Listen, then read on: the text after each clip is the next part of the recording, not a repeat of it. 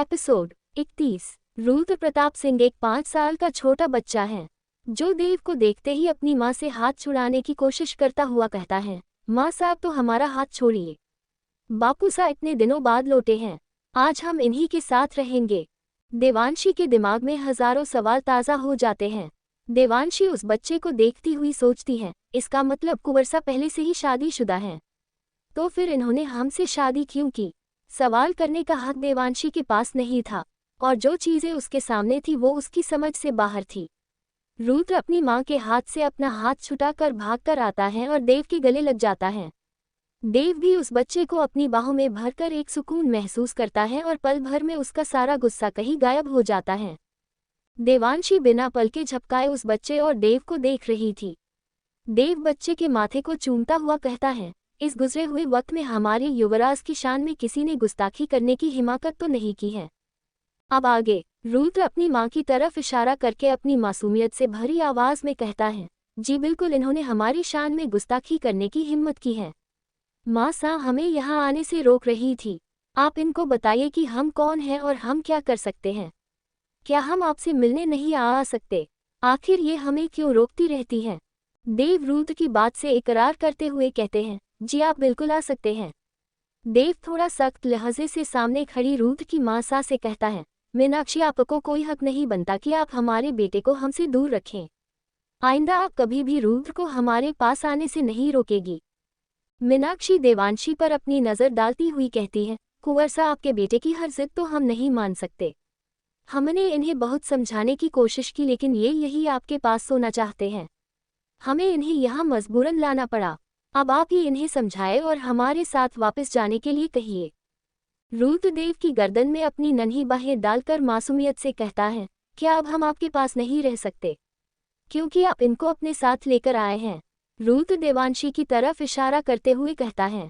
देव रुद्र से बहुत ही प्यार से कहता है, आप हमारे साथ इसी कमरे में रहेंगे। आपको कहीं जाने की जरूरत नहीं है। मीनाक्षी के चेहरे पर एक कातिलाना स्माइल आ जाती है और देव मीनाक्षी की तरफ देखता हुआ कहता है, मीनाक्षी, आप जाकर आराम कीजिए। हम जानते हैं आज हमारे आने की खुशी में सबसे ज्यादा काम आपने ही किया होगा। अब रुद्र हमारे पास ही रहेंगे। मीनाक्षी चुपचाप वहां से चली जाती है और देवांशी सब कुछ बस देखती रह जाती है। उसे समझ ही नहीं आ रहा था कि क्या वाकई कुछ बचा है कहने या सुनने के लिए। उसे हालात देखकर यकीन हो जाता है कि देव पहले से ही शादीशुदा है और देव ने उससे धोखे से शादी की है। देवांशी रुद्र और देव को देखती हुई खुद से ही कहती है, क्या शादीशुदा होने के बाद दूसरी शादी कर लेना इतना आसान है? क्या कुंवरसा को हमें शादी से पहले ये सच नहीं बताना चाहिए था? क्या एक कुंवर के लिए बहुत आम बात है? अगर ये सब सच है तो जो कुछ अभी बाहर किया गया वो क्या था? हमारा स्वागत महल में इतनी मान मर्यादा और खुशी के साथ कुंवरसा की पत्नी के रूप में क्यों किया गया है? आखिर ये सब हो क्या रहा है? देवांशी थोड़ा सख्त लहजे से गुस्से से कहती है, कुंवरसा, ये सब क्या चल रहा है? आपका और इनका क्या रिश्ता है? कौन है ये? देव रुद्र को बेड पर बैठाता हुआ कहता है, क्या आपको हालात देखकर समझ नहीं आया कि ये कौन है? हमें तो लगा था कि आप एक होशियार रानी सा साबित होने वाली हो। देवांशी अपनी मुट्ठी कसती हुई गुस्से से कहती है, हमने पूछा ये कौन है? आपने हमसे क्यों छिपाया कि आप पहले से ही? देवांशी की बात पूरी होने से पहले ही रुद्र बेड से उतरकर गुस्से से देवांशी की तरफ बढ़कर कहता है, आप होती कौन है हमारे बारे में सवाल जवाब करने वाली? आप इस वक्त हमारे महल में खड़ी है। देवांशी हैरानी और गुस्से से रुद्र की तरफ देखती है, क्योंकि रुद्र के तेवर देव से भी 4 कदम आगे थे। आंखें बिल्कुल देव के जैसी गुस्सेल और बातों में मीनाक्षी जैसी अकड़ झलक रही थी। देव रुद्र को अपनी गोद में उठाते हुए कहता है, बेटा, ये एक खिलौना है जिसे हम आपके लिए लेकर आए हैं। इनमें अभी कुछ कमियां हैं, इसलिए ये सवाल जवाब की तलाश में हैं। लेकिन हम बहुत जल्द इनकी कमियों को दूर करके इन्हें बिल्कुल दुरुस्त कर देंगे। आप फिक्र मत कीजिए। रुद्र देवांशी को देखता हुआ हैरानी से कहता है, खिलौना? ये कैसा खिलौना है? इन्होंने तो वैसे कपड़े पहने हुए जैसे उस फोटो में मासा ने पहने हुए थे, जो फोटो उनकी आपके साथ मासा के कमरे में लगी हुई है। रुद्र की मासूमियत देवांशी के शक को सही साबित करती जा रही थी। देव रुद्र को समझाते हुए कहता है, नहीं युवराज, ये आपकी मासा की तरह बिल्कुल भी नहीं है, बल्कि ये तो एक खिलौना ही है। ये एक ऐसा खिलौना है जो दुश्मन को मार भी सकता है। और हमारी ज़रूरतें भी कर सकता है और आपके साथ भी खेल सकता है। और जब भी ये आपकी बात मानने से इनकार करें, आप इन्हें सज़ा भी दे सकते हैं। ये ना तो किसी से शिकायत कर सकती है और ना ही आपसे सवाल जवाब का हक रखती है। आपको याद है, आपकी जिद पर एक बार हमने आपको एक मैना लाकर दी थी, जो बोलती भी है और आपके दिल भी बहलाती है। ये भी उसी की तरह ही है, उससे ज़्यादा कुछ भी नहीं, मतलब कुछ छछ भी नहीं। आप समझ रहे हैं ना हम आपसे क्या कहने की कोशिश कर रहे हैं? जी बिल्कुल बापू साहब, हम समझ गए। ये भी महल में काम करने वाली राधा की तरह हैं, लेकिन हम कुछ भी करें ये राधा की तरह हमारी शिकायत किसी से नहीं कर सकती। ये सब सुनकर देवांशी की आंखों में आंसू आ जाते हैं, लेकिन वो अपने आंसुओं को अपनी बड़ी बड़ी पलकों में कसकर कैद कर लेती है। देव खुश होता हुआ देवांशी पर तंज करता हुआ कहता है, अरे वाह, मतलब हमारा राजा बेटा बहुत समझदार हो चुका है। लेकिन क्या आप हमें बता सकते हैं कि हमारा हुक्म न मानने वाले के साथ हम क्या सुलूक करते हैं? रुद्रदेव की आंखों में आंखें डालकर कहता है, आप हुक्म न मानने वाले इंसान की सबसे कीमती चीज को उससे हमेशा के लिए अलग कर देते हैं। बिल्कुल सही जवाब। अब आप बिस्तर पर हमारा इंतजार कीजिए, हम अभी आते हैं। रुद्रदेव की गोद से उतरकर बिस्तर पर जाकर लेट जाता है और देव देवांशी की लाल गुस्से में तमतमाती हुई आंखों की तरफ बढ़कर गुस्से से कहता है, हम अनाथ आश्रम से दूर जरूर है, लेकिन हमारी नज़र आपके उन बच्चों पर है। आपकी एक भी गलती आपके अजीजों को इस दुनिया से बहुत दूर कर सकती है। हम पर वार करने की सज़ा में आज पूरी रात आप खड़े होकर गुजारेगी। आप पूरी रात बैठ नहीं सकती हैं और हमारे हुक्म की नाफरमानी आपकी गलती समझी जाएगी। और एक बात, जब हमें लगेगा कि आपके किसी सवाल का जवाब देना जरूरी है तो आपको बिना सवाल किए ही जवाब दे दिया जाएगा। फिलहाल के लिए आप इतना समझ लीजिए कि आपसे शादी सिर्फ हमारी मजबूरी थी और कुछ भी नहीं। समझिए आप? एपिसोड 32। जब 32 देव सिर्फ देवांशी का है और किसी का नहीं। देव खुश होता हुआ देवांशी पर तंज करता हुआ कहता है, अरे वाह, मतलब हमारा राजा बेटा बहुत समझदार हो चुका है। लेकिन क्या आप हमें बता सकते हैं कि हमारा हुक्म न मानने वाले के साथ हम क्या सुलूक करते हैं? रुद्रदेव की आंखों में आंखें डालकर कहता है, आप हुक्म न मानने वाले इंसान की सबसे कीमती चीज को उससे हमेशा के लिए अलग कर देते हैं। बिल्कुल सही जवाब। अब आप बिस्तर पर हमारा इंतजार कीजिए, हम अभी आते हैं। रुद्रदेव की गोद से उतरकर बिस्तर पर जाकर लेट जाता है और देव देवांशी की लाल गुस्से में तमतमाती हुई आंखों की तरफ बढ़कर गुस्से से कहता है, हम अनाथ आश्रम से दूर जरूर है, लेकिन हमारी नज़र आपके उन बच्चों पर है। आपकी एक भी गलती आपके अजीजों को इस दुनिया से बहुत दूर कर सकती है। हम पर वार करने की सज़ा में आज पूरी रात आप खड़े होकर गुजारेगी। आप पूरी रात बैठ नहीं सकती हैं और हमारे हुक्म की नाफरमानी आपकी गलती समझी जाएगी। और एक बात, जब हमें लगेगा कि आपके किसी सवाल का जवाब देना जरूरी है तो आपको बिना सवाल किए ही जवाब दे दिया जाएगा। फिलहाल के लिए आप इतना समझ लीजिए कि आपसे शादी सिर्फ हमारी मजबूरी थी और कुछ भी नहीं।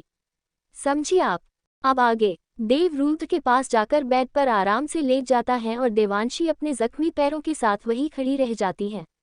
पैरों के जख्मों से ज्यादा देव की बातें दर्दनाक थी जो देवांशी के कानों में गूंज रही थी। देवांशी को अपनी जिंदगी एक दर्द भरे मजाक से ज्यादा कुछ नहीं लग रही थी। बेड पर लेटकर देव एक हल्की सी एक डोरी खींचता है, जिसके बाद बेड के चारों तरफ सफेद पर्दा गिर जाता है। देवांशी दर्द को बर्दाश्त करने की कोशिश में अपनी मुट्ठी को कसकर बंद कर लेती है और अपनी सजा के तौर पर वही खड़ी रहती है। देवांशी गुस्से से बैग की तरफ घूर रही थी, लेकिन उसे धीमी रोशनी और पर्दे की वजह से देव नहीं दिखाई दे रहा था। रात के 3 बजे। देवांशी की आंखों में देव के लिए बेहद गुस्सा था, लेकिन वो मजबूर थी। गुजरता हुए पलों में देवांशी का दिमाग देव को मारने की प्लान बना रहा था। भले ही इस वक्त देवांशी की हालत खराब थी और वो सही से खड़ी भी नहीं हो पा रही थी, लेकिन देवांशी का दिमाग प्लान बनाने से नहीं रुक रहा था। अब तक वो देव को मारने के लिए कई सारे प्लान बना चुकी थी। थोड़ी देर बाद देवांशी को अपनी आंखें झपकती हुई महसूस होती हैं और 2-4 मिनट बाद देवांशी खड़ी खड़ी पीछे की तरफ गिर जाती है, लेकिन जमीन पर गिरने से पहले ही 2 मजबूत हाथ देवांशी को थाम लेते हैं। देवांशी नींद की आगोश में जा चुकी थी और देव की बाहों में पड़ी थी। देव देवांशी को अपनी बाहों में उठाकर सोफे पर आराम से लेटा देता है। देव इतनी देर से बेड पर लेटा हुआ देवांशी को ही देख रहा था। देवांशी की आंखें नींद की वजह से जैसे ही झपकती हैं, देव फौरन पर्दा हटाकर देवांशी को गिरने से रोक देता है और अपनी बाहों में थाम लेता है। देव देवांशी के चेहरे को देखते हुए कहता है, हमें नहीं पता था कि इतने कम वक्त में आप हमें अपना दीवाना बना देगी। हमने कभी भी नहीं सोचा था कि जैसलमेर की राजकुमारी इतनी बहादुर भी हो सकती हैं। इतनी देर से आपके नींद में जाने का इंतजार कर रहे हैं और एक आप हैं कि खड़ी खड़ी हमारे खिलाफ प्लान बना रही हैं। आपको पता है आपकी आंखें आपके दिल का हाल बता देती हैं, और हमें घायल करने के लिए आपको किसी भी हथियार की जरूरत नहीं है। आपकी ये 2 आंखें ही काफी हैं। आप जब जब भी हमें गुस्से से देखती हैं तो आपकी नज़रों की कतार एक गहरा जख्म हमारे दिल पर लगा देती है, और बची कूची कसर आपके अल्फाज हमारे जख्मों पर नमक लगाकर पूरी कर देते हैं। लेकिन हम क्या करें, हम भी मजबूर हैं। आपको जख्म देना हमारी मजबूरी है। आपकी बर्दाश्त की हद का पैमाना बहुत गहरा है। हम चाहकर भी आपकी मदद नहीं कर सकते। आपको सच जानने के लिए सवाल नहीं करने बल्कि खुद सच तक पहुंचना होगा। आपको अपने हर एक सवाल का जवाब खुद ढूंढना होगा। देव पास में रखे टेलीफोन से एक नंबर डायल करता है और चंद मिनटों में एक औरत अंदर आती है। देव सख्त लहजे से कहता है, एक गिलास हल्दी वाला दूध लेकर आइए। 2-3 मिनट बाद वो औरत देवांशी के लिए हल्दी वाला दूध लेकर आती है और वापस चली जाती है। देव देवांशी की नाक बंद करके वो दूध देवांशी को पिला देता है। देवांशी को दूध पिलाकर जैसे ही वो देवांशी के पास से खड़ा होता है तभी उसकी नज़र देवांशी के पैरों पर पड़ती है। देवांशी के पैर बुरी तरह जख्मी थे। घाव उसके पैरों पर साफ नजर आ रहे थे। देवांशी गुस्से से अपनी मुट्ठी कसकर बंद कर लेता है। उसे पल भर में समझ भी आ जाता है कि ये जख्म देवांशी को कब लगे। देव देवांशी के पैरों के पास बैठकर जैसे ही उन कांटों को निकालने के लिए देवांशी के पैरों को छूता है, देवांशी की एक आह निकल जाती है और वो नींद की आगोश से बाहर आने लगती है। देव फौरन देवांशी के पैरों के पास खड़ा होकर दरवाजे के पास पड़ी एक टेबल की नीचे वाली ड्रॉर से एक बॉक्स निकालता है। उसमें ज़रूरत के हिसाब के कुछ आपातकालीन दवाइयाँ और मलहम पट्टी रखी हुई थी। वो सब सिर्फ देसी दवाइयाँ थी। देव 2 हरी गोलियां निकालकर अपनी हथेली पर रखता है और उसे जोर से मसलता है। जब दोनों गोलियां बिल्कुल बारीक हो जाती हैं तो मोमबत्ती जलाकर उस पाउडर को उसमें जला देता है और उस पाउडर से निकले धुएं को देवांशी को सूंघा देता है। अब देवांशी पूरी तरह बेहोश हो चुकी थी। देव धीरे धीरे देवांशी के जख्मों को साफ करता हुआ एक एक कांटा उसके पैर से निकाल देता है और उसके जख्मों पर सही से मरहम भी लगा देता है। देवांशी के चेहरे पर देव एक सुकून महसूस कर सकता था। देव देवांशी के चेहरे के पास जाकर बैठ जाता है और देवांशी के माथे पर उंगली रखकर नीचे खिसकाता हुआ कहता है, रानी सा मदद करने वालों को धोखा नहीं दिया जाता। हम सिर्फ आपके हैं। आपको बिन देखे बिन जाने मोहब्बत की है। हम भला किसी और के कैसे हो सकते हैं। देव सिर्फ देवांशी का है और किसी का नहीं, किसी का भी नहीं। लेकिन अभी हम मजबूर हैं। आपको हमें कुछ वक्त देना होगा। उम्मीद करती हूँ आपको आपके बहुत सारे सवालों के जवाब मिल गए होंगे। लेकिन एक बात मैं आप सबको ज़रूर कहना चाहूँगी कि थोड़ा सब्र रखिए। सब्र बहुत ज़रूरी है। पूरी बात जाने बगैर फैसले मत लीजिए। ये सस्पेंस था, लेकिन मैं फिर भी आपको बता रही हूँ कि मीनाक्षी देव की बीवी नहीं है। एपिसोड 33। जितना दूर रहेंगे उतने ही दुरुस्त रहेंगे। देव फौरन देवांशी के पैरों के पास खड़ा होकर दरवाजे के पास पड़ी एक टेबल की नीचे वाली ड्रॉर से एक बॉक्स निकालता है। उसमें ज़रूरत के हिसाब के कुछ आपातकालीन दवाइयाँ और मलहम पट्टी रखी हुई थी। वो सब सिर्फ देसी दवाइयाँ थी। देव 2 हरी गोलियां निकालकर अपनी हथेली पर रखता है और उसे जोर से मसलता है। जब दोनों गोलियां बिल्कुल बारीक हो जाती हैं तो मोमबत्ती जलाकर उस पाउडर को उसमें जला देता है और उस पाउडर से निकले धुएं को देवांशी को सूंघा देता है।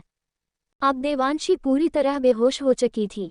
देव धीरे धीरे देवांशी के जख्मों को साफ करता हुआ एक एक कांटा उसके पैर से निकाल देता है और उसके जख्मों पर सही से मरहम भी लगा देता है। देवांशी के चेहरे पर देव एक सुकून महसूस कर सकता था। देव देवांशी के चेहरे के पास जाकर बैठ जाता है और देवांशी के माथे पर उंगली रखकर नीचे खिसकाता हुआ कहता है, रानी सा मदद करने वालों को धोखा नहीं दिया जाता। हम सिर्फ आपके हैं। आपको बिन देखे बिन जाने मोहब्बत की है। हम भला किसी के कैसे हो सकते हैं। देव सिर्फ देवांशी का है और किसी का नहीं, किसी का भी नहीं। लेकिन अभी हम मजबूर हैं। आपको हमें कुछ वक्त देना होगा। अब आगे। सुबह 6 बजे देवांशी की आंख खुलती है। कमरे में धीमी रोशनी थी।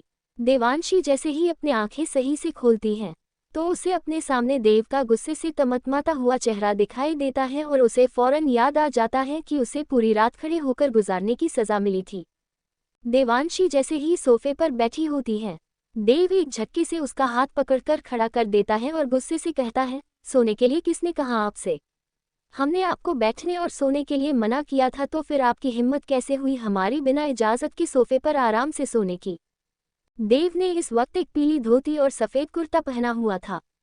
देवांशी एक नज़र देव के कपड़ों की तरफ देखती और अपना हाथ देव के हाथ से छुड़ाने की कोशिश करती हुई गुस्से से कहती है, पहली बात तो ये है कि सोफे पर कोई आराम से नहीं सोता है, और दूसरी बात यह है कि हमें नहीं पता हमें कब नींद आ गई। और वैसे भी सोना कोई जुर्म नहीं है। सभी इंसानों को नींद की ज़रूरत होती है और हम भी इंसान हैं, हमें भी नींद की ज़रूरत थी। इतने लंबे सफ़र और आपके घर के फालतू के रीति रिवाजों से परेशान होकर हम थक चुके थे, इसलिए हमें एहसास नहीं हुआ और शायद नींद में हम रात सोफे पर गिर गए और हमें नींद आ गई। देव देवांशी के हाथ पर अपनी पकड़ कसता हुआ कहता है, रानी साहब आप अपनी एक नई सज़ा के लिए तैयार हो जाइए। देवांशी इससे पहले कोई जवाब देती देव देवांशी को अपनी बाहों में उठा लेता है और अपने कमरे से अटैच दूसरे कमरे में चला जाता है, जहां एक बड़ा स्विमिंग पूल बना हुआ था। स्विमिंग पूल में गुलाब की पंखुड़ियां पड़ी हुई थी। देवांशी गुस्से से कहती है, ये आप हमें कहाँ लेकर जा रहे हैं? हमें नीचे उतारिए, हमें आपके साथ नहीं जाना। क्या आपको सुनाई नहीं देता? हमें आपके साथ नहीं जाना। अभी तक देवांशी की नज़र पूल पर नहीं पड़ी थी। देव देवांशी की बात का कोई जवाब नहीं देता और देवांशी को गोद में लिए हुए उस पूल में उतर जाता है और कहता है, आज हम आपके शरीर से उस डॉक्टर का एहसास अलग करके आपके इस शरीर को खुद के काबिल बना देंगे। तब आपको पता चलेगा कि हमारी बात न मानकर आपने कितनी बड़ी गलती की है।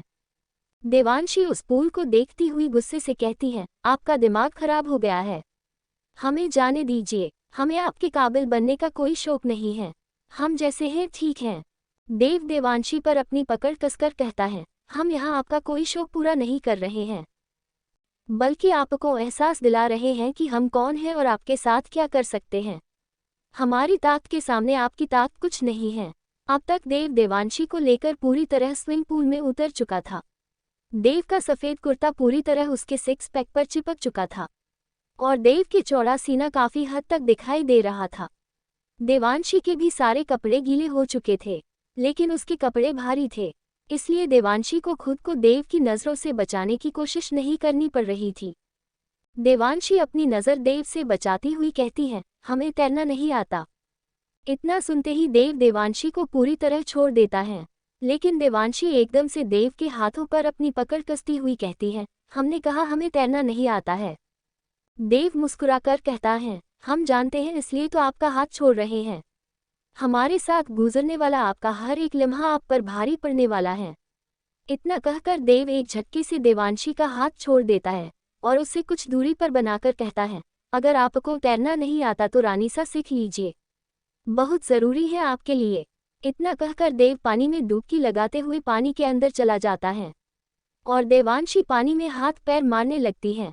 देवांशी ने पहले ही बहुत भारी लहंगा पहना हुआ था और इतनी सारी ज्वेलरी जो सिर्फ देवांशी को परेशान कर रही थी।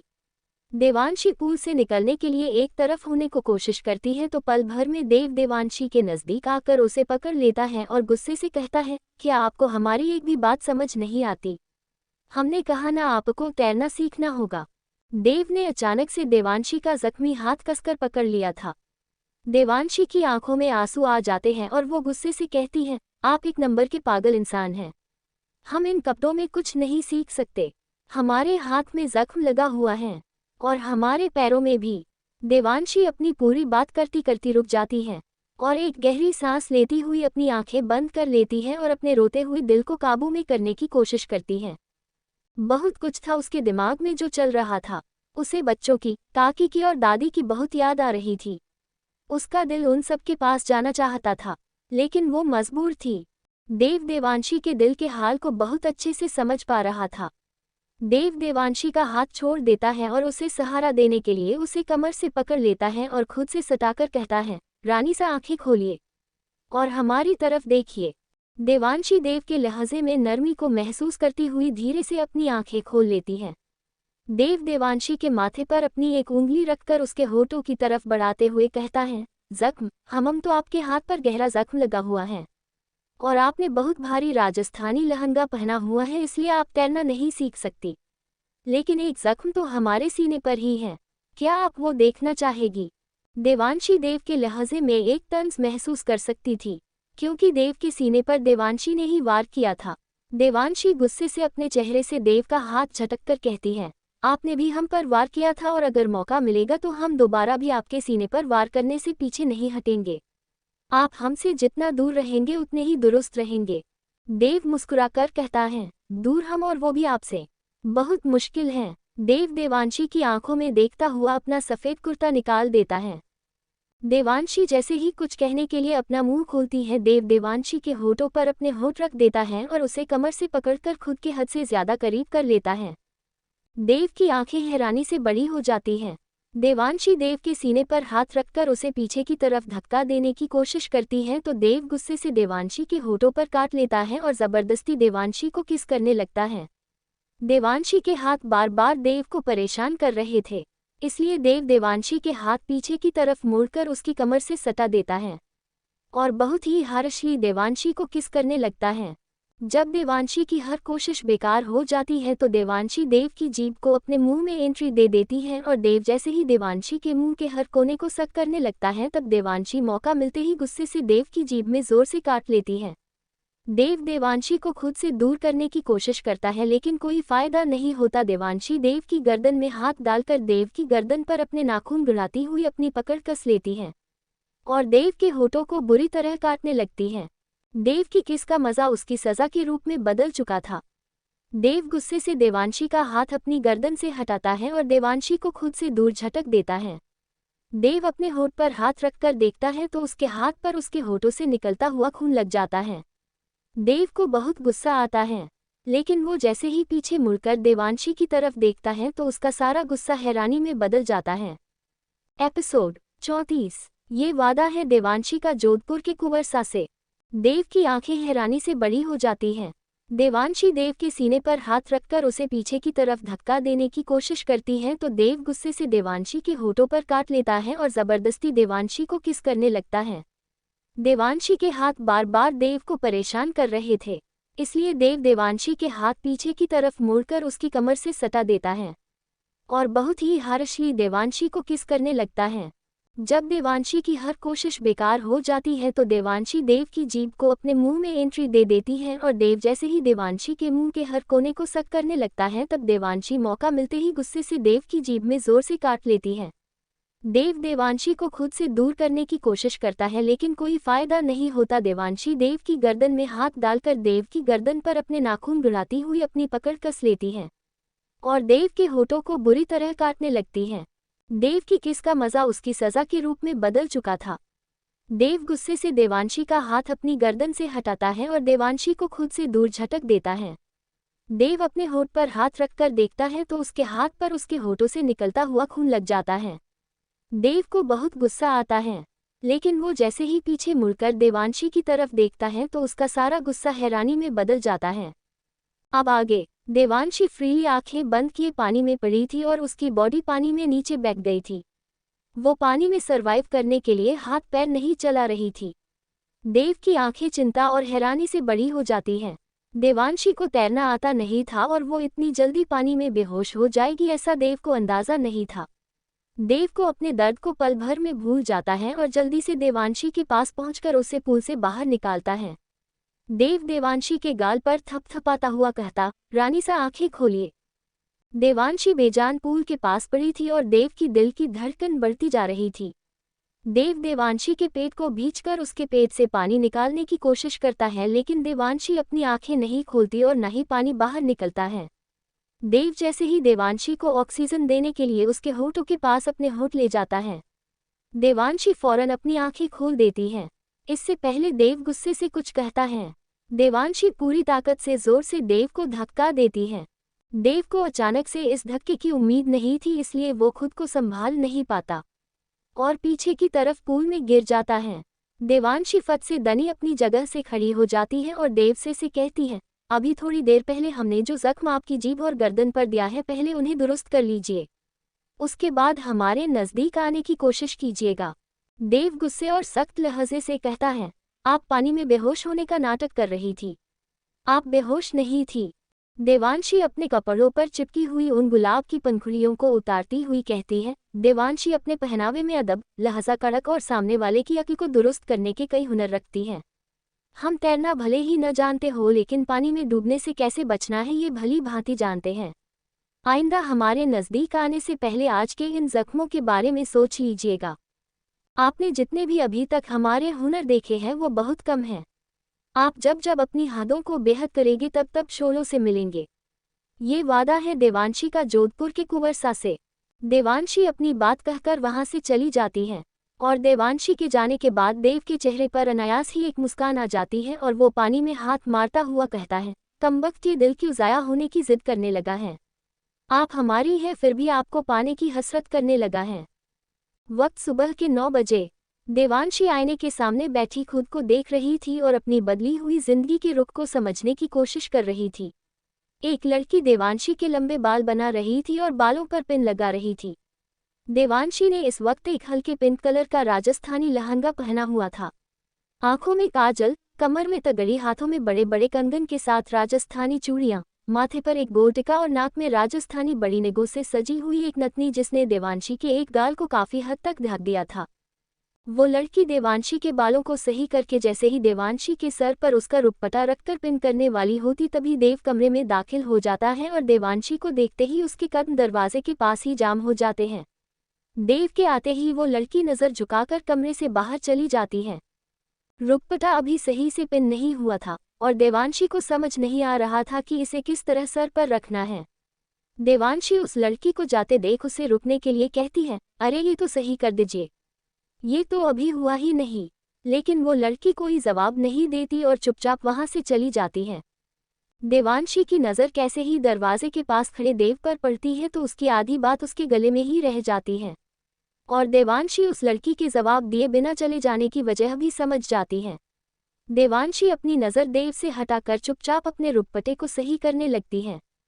देव कुछ सोचता हुआ चुपचाप बेड पर जाकर बैठ जाता है और देवांशी को देखने लगता है।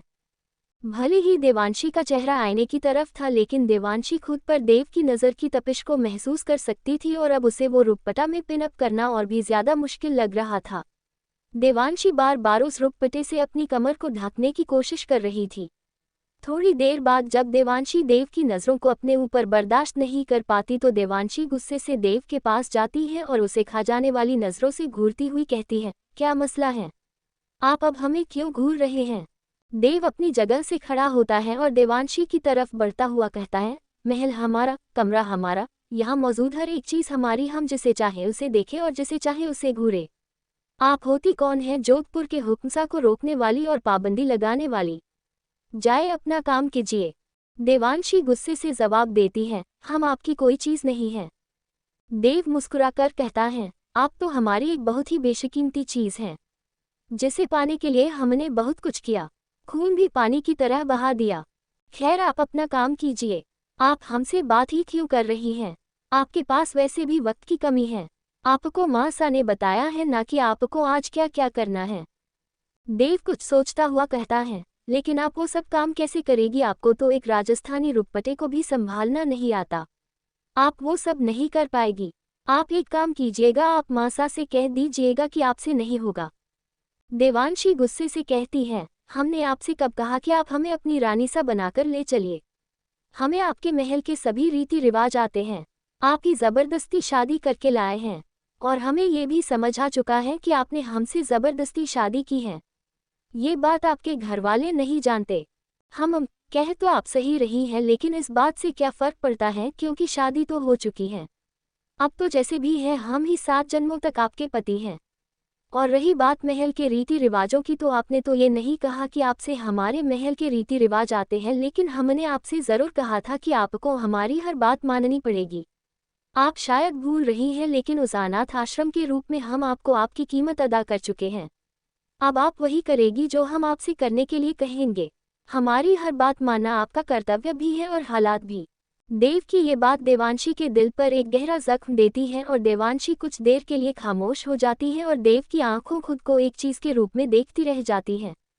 देवांशी सब्र करती हुई कहती है, कुंवरसा देवांशी से ये लड़ाई आपको बहुत भारी पड़ेगी। और रही बात इस रुपटे की और आपके रीति रिवाजों की, तो इन मुश्किलों को तो हम हल कर ही देंगे। ये इतना मुश्किल भी नहीं है, हम कर सकते हैं। लेकिन हम जो मुश्किल आपके लिए पैदा करेंगे, आप उन्हें कैसे हल करेंगे? रानी सा, पहले आप इस रुपटे को सही कीजिए, बाद में हमें धमकी दीजिएगा। देवांशी एक बार फिर से कोशिश करती है और इस बार वो सही से रुपटे को पिन करती हुई अपने सर पर भी रख लेती है और इतराकर देव को देखती है। देव तंज करता हुआ कहता है, चलिए कुछ तो सीखा आपने रानी सा, लेकिन क्या? लेकिन आपकी ये नथनी। देवांशी फौरन पलटकर शीशे में अपनी नथनी को देखती हुई कहती है, क्या हुआ है इसे? ये सही तो है। देव अचानक से हाथ बढ़ाकर उस नथनी को निकाल देता है और कहता है, आप इतनी बड़ी नथनी नहीं पहनेंगी। देव के इस तरह अचानक से नथनी निकालने से देवांशी को थोड़ा सा दर्द होता है और वो गुस्से से कहती है, क्यों? क्योंकि हमें ये पसंद नहीं। देवांशी उस नथनी को देव के हाथ से छीनती हुई कहती है, हम हर चीज आपकी मर्जी से नहीं करेंगे। एपिसोड 35। सुकून मिलता है हमें आपको दर्द से रूबरू कराकर। रानी सा, पहले आप इस रुपटे को सही कीजिए, बाद में हमें धमकी दीजिएगा। देवांशी एक बार फिर से कोशिश करती है और इस बार वो सही से रुपटे को पिन करती हुई अपने सर पर भी रख लेती है और इतराकर देव को देखती है।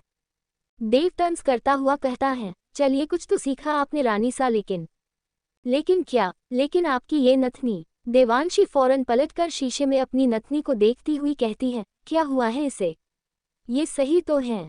देव अचानक से हाथ बढ़ाकर उस नथनी को निकाल देता है और कहता है, आप इतनी बड़ी नथनी नहीं पहनेंगी। देव के इस तरह अचानक से नथनी निकालने से देवांशी को थोड़ा सा दर्द होता है और वो गुस्से से कहती है, क्यों? क्योंकि हमें ये पसंद नहीं। देवांशी उस नथनी को देव के हाथ से छीनती हुई कहती है, हम हर चीज आपकी मर्जी से नहीं करेंगे। अब आगे देवांशी दोबारा वही नथ पहनने लगती है तो देव गुस्से से वो नथ देवांशी के हाथ से छीनकर मोड़कर जमीन पर फेंक देता है और देवांशी की कमर में हाथ डालकर उसे खुद के करीब करके कहता है, रानी सा, हमसे उलझने की जिद छोड़ दीजिए। हमें आपके दिए जख्मों को दुरुस्त करने का कोई शौक नहीं है। हमारी जबरदस्ती आपकी जिद पर भारी पड़ेगी। देवांशी इससे पहले कोई जवाब देती, देव अपनी बात कहकर देवांशी को किस करने लगता है। देवांशी जैसे ही देव की पकड़ से छूटने की कोशिश करती है तो आईने के सामने रखा सामान बिखर जाता है और देव देवांशी को कमर से पकड़कर दूसरी तरफ घुमा देता है। देवांशी के दोनों हाथ देव के सीने पर थे जिनसे वो देव को पीछे की तरफ धक्का देने की पूरी कोशिश कर रही थी, लेकिन देव अपनी जगह से नहीं हिलता और बहुत ही हारशी देवांशी को किस करता रहता है। देवांशी देव के होठों पर काटकर भी उसे खुद से अलग करने की कोशिश करती है, लेकिन देव तब भी देवांशी के होठों को आज़ाद नहीं करता। 15 मिनट तक देव देवांशी को लगातार किस करता रहता है। देव की जबरदस्ती के सामने देवांशी की कोशिश भी कमजोर पड़ने लगती है। देवांशी को ऑक्सीजन की जरूरत थी। वो लंबी लंबी सांसें ले रही थी, लेकिन देव का मन अभी भी नहीं भरा था। वो आंखें बंद किए देवांशी के होठों का रस पिए जा रहा था। किस करते हुए देव धीरे से अपनी आंखें खोलकर देवांशी की तरफ देखता है। लंबी लंबी सांसें की वजह से देवांशी की ब्रेस्ट भी बार बार ऊपर नीचे हो रही थी, जो देव को और भी ज्यादा वाइल्ड बना रही थी। देव के हाथ देवांशी की कमर से ऊपर की तरफ बढ़ने लगते हैं, लेकिन तभी दरवाजे पर दस्तक होती है और देव को मजबूरन देवांशी को छोड़ना पड़ता है। देव को इस दस्तक से गुस्सा तो बहुत आता है, लेकिन उसे इस गुस्से को बर्दाश्त करना पड़ता है। जब देव देवांशी से अलग होकर देवांशी को देखता है तो देवांशी की आंखें बंद थी और उसके गालों पर आंसू ठहरे हुए थे।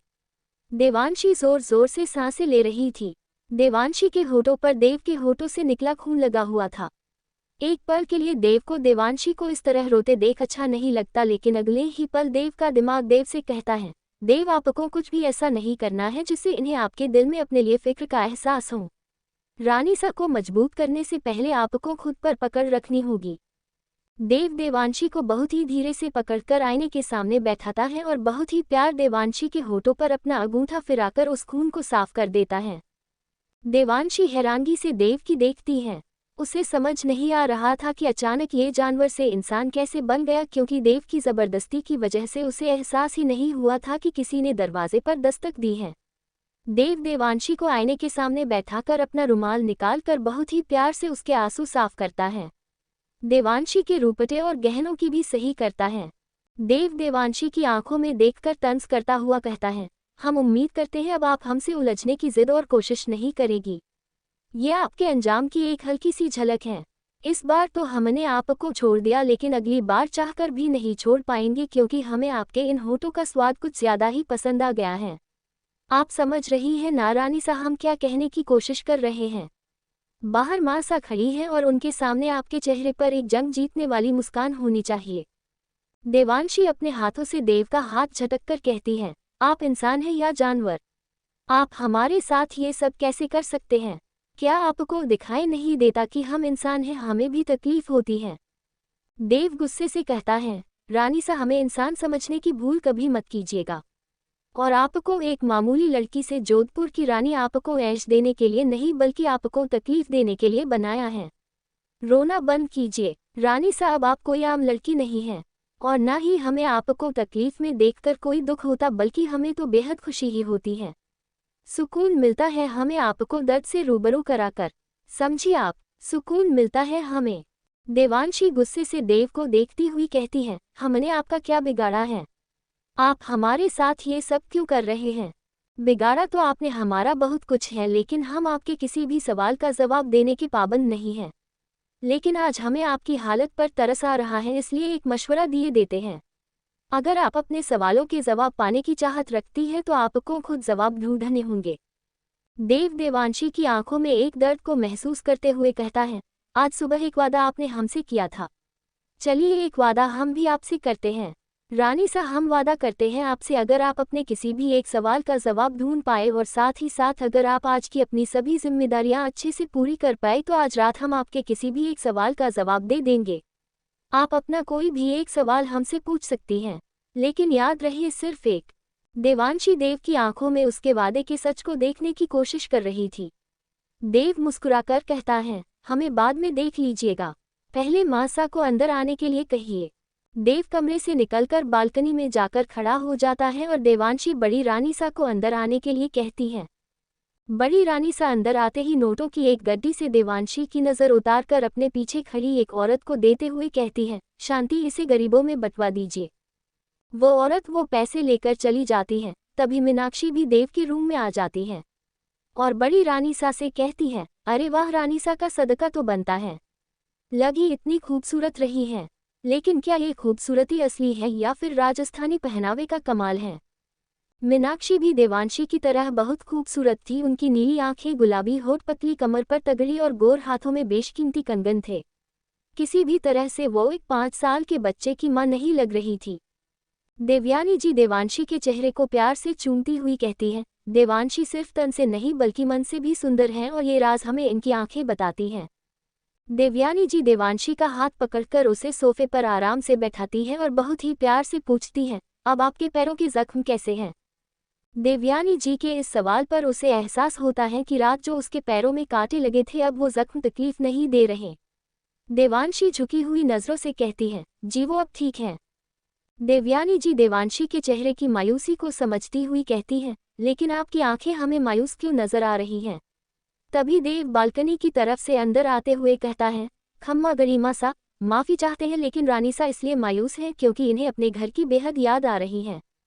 देवयानी जी एक नज़र देवांशी की तरफ देखती है और कहती है, लेकिन हमें तो कोई और ही बात नजर आ रही है। देवांशी कोई आम लड़की नहीं जो इन छोटी चीज़ों के लिए आंसू बहाए। कुंवर सा याद रखिए, अगर आपकी वजह से देवांशी को जरा भी परेशानी हुई तो आपके लिए अच्छा नहीं होगा। चलिए देवांशी, पहले हम आपको हमारा ये महल दिखा देते हैं। देवयानी जी देवांशी का हाथ पकड़कर अपने साथ ले जाने लगती है तो देव भी उनके साथ साथ चलने लगता है। देवयानी जी सख्त लहजे से कहती हैं, आप हमारे साथ कहाँ जा रहे हैं? जाइए यहाँ से, आपको आपके पिताजी बुला रहे हैं। एपिसोड 36 क्या हमारी मदद में सुरखापके पर लगे हुए हैं? देवयानी जी के इस सवाल पर उसे एहसास होता है कि रात जो उसके पैरों में कांटे लगे थे अब वो जख्म तकलीफ नहीं दे रहे। देवांशी झुकी हुई नजरों से कहती है, जी वो अब ठीक है। देवयानी जी देवांशी के चेहरे की मायूसी को समझती हुई कहती है, लेकिन आपकी आंखें हमें मायूस क्यों नजर आ रही हैं? तभी देव बालकनी की तरफ से अंदर आते हुए कहता है, खम्मा गरिमा सा, माफ़ी चाहते हैं लेकिन रानी सा इसलिए मायूस है क्योंकि इन्हें अपने घर की बेहद याद आ रही है। देवयानी जी एक नज़र देवांशी की तरफ देखती है और कहती है, लेकिन हमें तो कोई और ही बात नजर आ रही है। देवांशी कोई आम लड़की नहीं जो इन छोटी चीज़ों के लिए आंसू बहाए। कुंवर सा याद रखिए, अगर आपकी वजह से देवांशी को जरा भी परेशानी हुई तो आपके लिए अच्छा नहीं होगा। चलिए देवांशी, पहले हम आपको हमारा ये महल दिखा देते हैं। देवयानी जी देवांशी का हाथ पकड़कर अपने साथ ले जाने लगती है तो देव भी उनके साथ साथ चलने लगता है। देवयानी जी सख्त लहजे से कहती हैं, आप हमारे साथ कहाँ जा रहे हैं? जाइए यहाँ से, आपको आपके पिताजी बुला रहे हैं। अब आगे। रूत चुपचाप वहाँ से चला जाता है और देवांशी देवयानी जी के साथ महल देखने चली जाती है। देवयानी जी देवांशी को पूरा महल दिखाती हैं। तभी देवांशी की नज़र एक तस्वीर पर पड़ती है, जिसे देखकर उसके चलते हुए कदम रुक जाते हैं। देवयानी जी देवांशी की नज़रों का पीछा करती हुई उस तस्वीर को देखती हैं। देव और राजा रुद्र प्रताप सिंह भी बात करते हुए उसी तरफ से गुजर रहे थे। वो देवांशी और देवयानी जी को देखकर वहीं रुक जाते हैं और राजा साहब मुस्कुराकर कहते हैं, अब हमारी बहू की कौन सी परीक्षा ली जा रही है? देवयानी जी मुस्कुराकर कहती हैं, कोई परीक्षा नहीं ली जा रही है, बस हमने सोचा कि जितने सभी मुंह दिखाई की रस्म के लिए आते हैं उससे पहले हम इनको महल दिखा देते हैं। राजा रुद्र प्रताप सिंह राठौर देवयानी जी से कहते हैं, आप हमारे साथ आइए, हमें आपको कुछ दिखाना है। देवांशी को महल कुंवर सा दिखा देंगे। मीनाक्षी, आप भी हमारे साथ चलिए। देवयानी जी और मीनाक्षी राजा साहब के साथ चली जाती हैं और देव देवांशी के पास रुक जाता है। तभी देव की नज़र उस तस्वीर पर पड़ती है जो थोड़ी देर पहले देवांशी देख रही थी। देव ने भी देवांशी को वो तस्वीर देखते हुए देख लिया था। देव देवांशी के नज़दीक होकर अपनी कोल्ड वॉइस में उसके कान में धीरे से कहता है, रानी सा, क्या आपको आपके किसी सवाल का जवाब मिला, या आप अभी भी उलझन में ही गिरफ्तार हैं?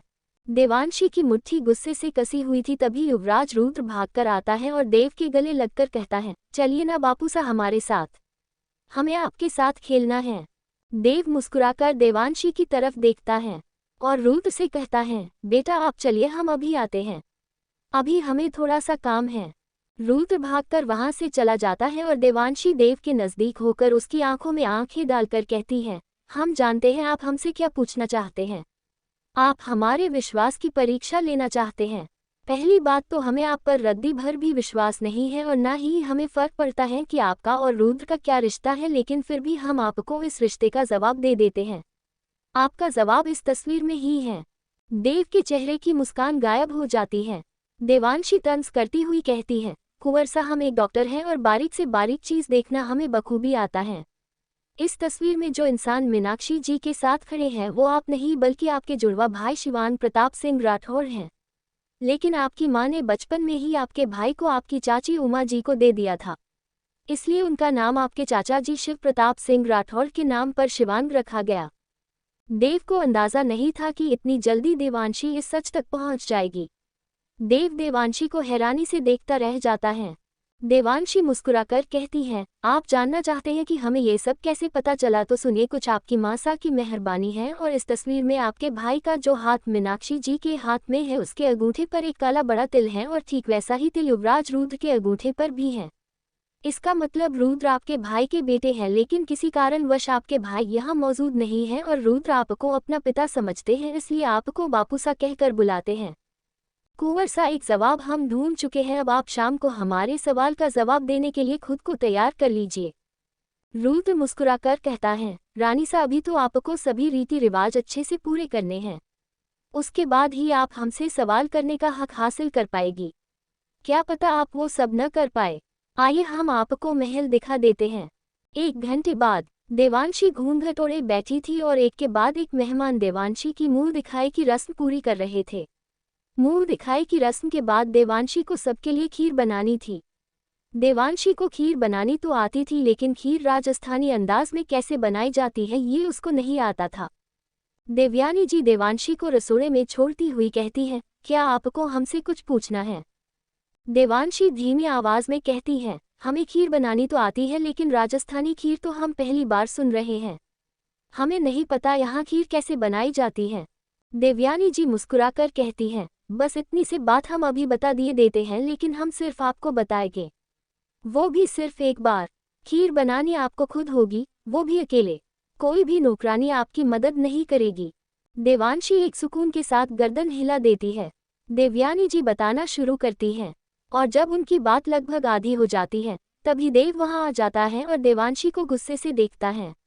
देव के पीछे एक नौकरानी भी आती है और देवयानी जी से कहती है, बड़ी रानी सा आपके कुछ खास मेहमान आपसे मिलना चाहते हैं।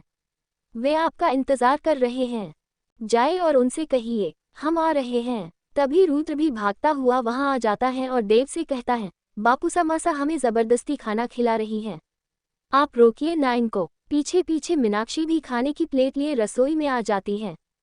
देवयानी जी रुद्र से सख्ती से डांटती हुई कहती है, रुद्र हमने आपसे कितनी बार कहा है कि आप इन्हें बापूसा नहीं कुंवरसा कहकर बुलाएंगे। कोई बात नहीं मासा, वो बच्चा है। देव को रुद्र की तरफ से बात करते देख मीनाक्षी के चेहरे पर खुशी आ जाती है। तभी देव की नज़र देवांशी पर पड़ती है और वो देवांशी की आंखों को देखते हुए कहता है, कुंवरसा ये खिलौना इतना मायूस क्यों है। देवयानी जी गुस्से से कहती है, रुद्र ये क्या बदतमीजी है, ये कोई खिलौना नहीं आपकी छोटी मासा है, आप इनसे ऐसे कैसे बात कर सकते हैं। देव रुद्र की तरफदारी करता हुआ कहता है, मासा खिलौने से इनका मतलब गुड़िया से है। अब रानी सा है ही इतनी खूबसूरत, बिल्कुल एक गुड़िया की तरह। हे ना रुद्र, आप यही कहना चाहते थे ना। देव रुद्र को गोद में उठाता हुआ कहता है। रुद्र कोई जवाब नहीं देता और एक सख्ती से देवांशी की तरफ देखता है क्योंकि आज उसकी वजह से उसे बड़ी रानी सा डांट पड़ चुकी थी। देवयानी जी रुद्र से कहती हैं, चलिए इनके पैर छूकर इनसे आशीर्वाद लीजिए। रुद्र बेमन से देवांशी के पैर छूकर आशीर्वाद ले लेता है और देवयानी जी मीनाक्षी से कहती है, मीनाक्षी आप देवांशी को राजस्थानी खीर के बारे में बताकर थोड़ी मदद कर दीजिए, हम बाहर मेहमानों को देखते हैं। जी माँ सा बिल्कुल, आप निश्चिंत होकर जाइए, हम इन्हें सब अच्छे से समझा देंगे। देवयानी जी चली जाती है और देव मीनाक्षी से कहता है, मीनाक्षी आप रानी सा की कोई मदद नहीं करेगी, आप जा सकती हैं। लेकिन कुंवरसा माँ सा ने तो। देव गुस्से से मीनाक्षी को देखते हुए कहता है, जब आप इस घर में आई थी क्या तब किसी ने आपकी पहली रसोई में मदद की थी। नहीं, लेकिन हम तो। देव देवांशी को देखता हुआ सख्त लहजे से कहता है, मीनाक्षी आप जा सकती हैं। मीनाक्षी अपने मन में खुद से ही कहती है, अरे वाह, हमें तो कुछ करना ही नहीं पड़ा और काम भी हो गया। हम भी देखते हैं एक अनाथ आश्रम की डॉक्टरनी जोधपुर की रानी सा बनकर कितने दिन तक टिक पाएगी। देव प्रताप सिंह आप इनको रानी बनाकर तो ले आए हैं, लेकिन ये यहाँ टिक नहीं पाएगी।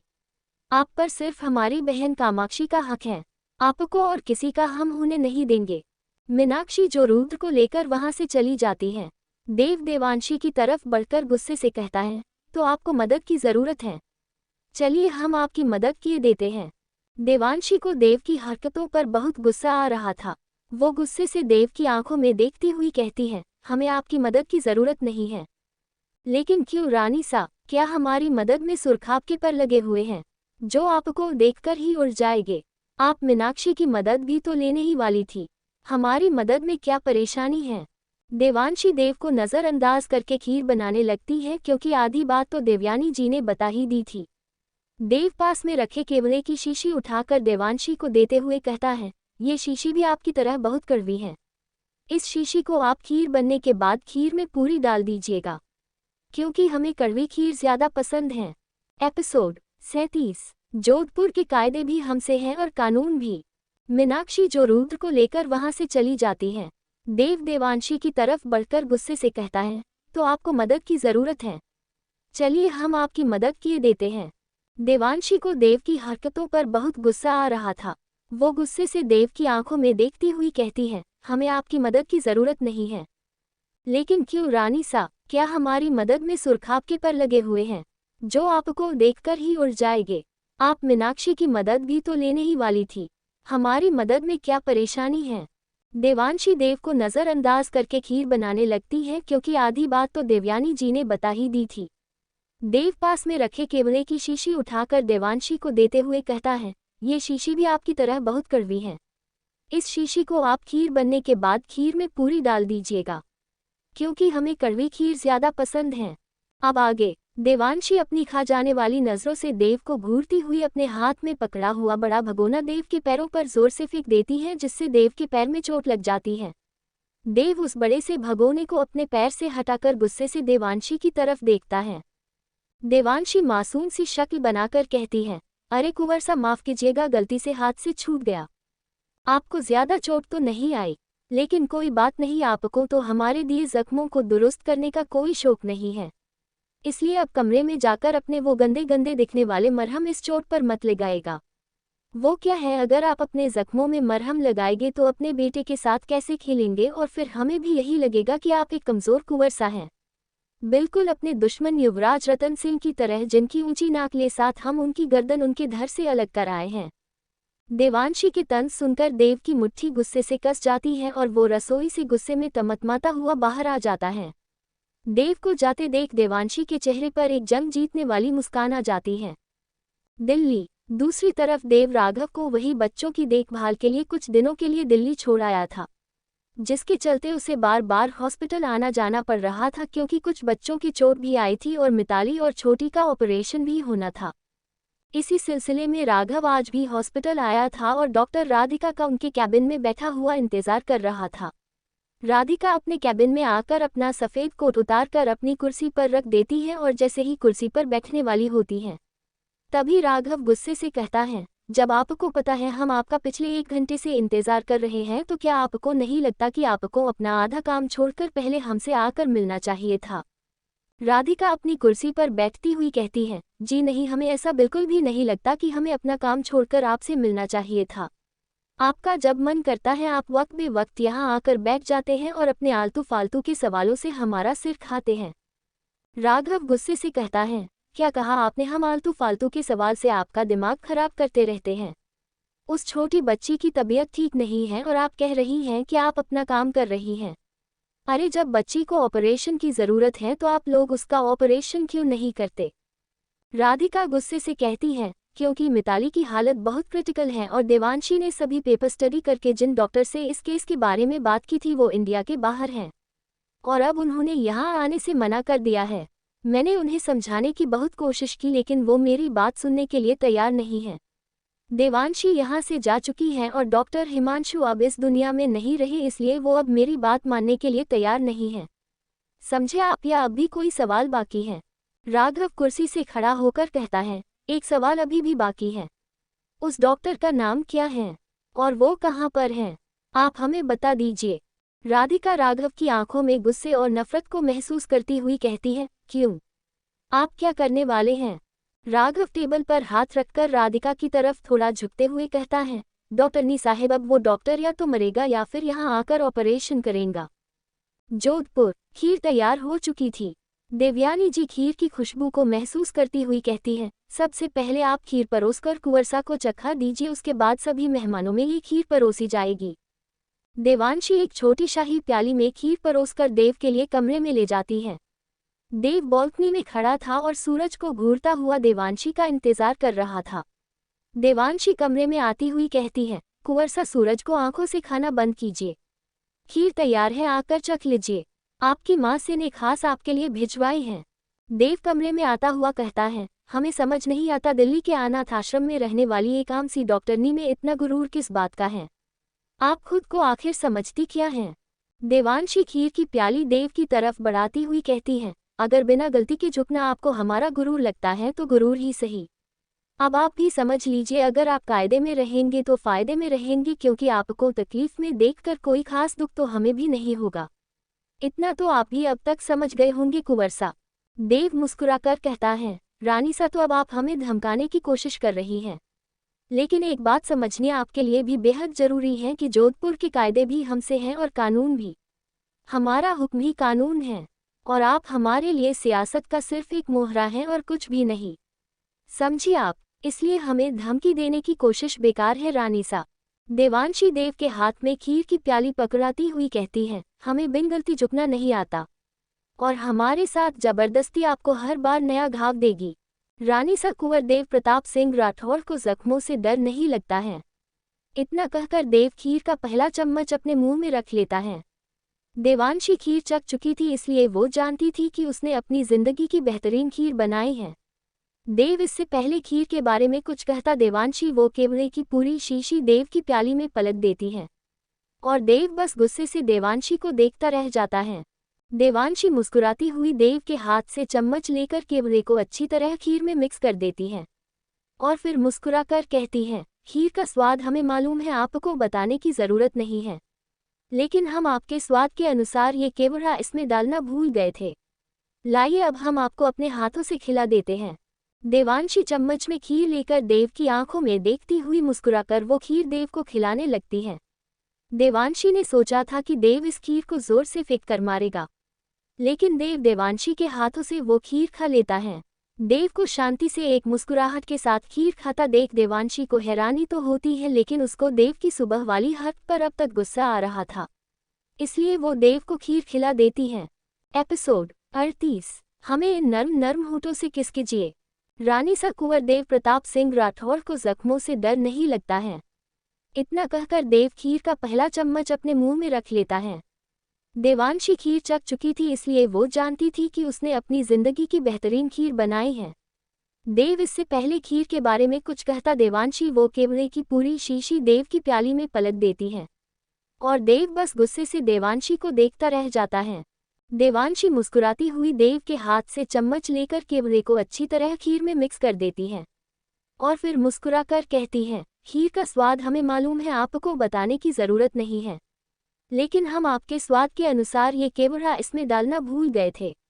लाइए अब हम आपको अपने हाथों से खिला देते हैं। देवांशी चम्मच में खीर लेकर देव की आंखों में देखती हुई मुस्कुराकर वो खीर देव को खिलाने लगती है। देवांशी ने सोचा था कि देव इस खीर को जोर से फेंक कर मारेगा, लेकिन देव देवांशी के हाथों से वो खीर खा लेता है। देव को शांति से एक मुस्कुराहट के साथ खीर खाता देख देवांशी को हैरानी तो होती है, लेकिन उसको देव की सुबह वाली हरकत पर अब तक गुस्सा आ रहा था, इसलिए वो देव को खीर खिला देती है। अब आगे देव को इस तरह मुस्कुराकर खीर खाते देख देवांशी का गुस्सा बढ़ता जा रहा था और वो अपने मन में सोचती है कि कहीं इस कड़वे इंसान को सच में तो कड़वी खीर तो पसंद नहीं है और हम बेकार में अपना वक्त ज़ाया कर रहे हैं। खीर खाने के बाद भी देव के चेहरे पर कोई कड़वाहट नहीं था। देव लगातार देवांशी की आंखों में देख रहा था और देवांशी देव की आंखों में सच ढूंढने की कोशिश कर रही थी।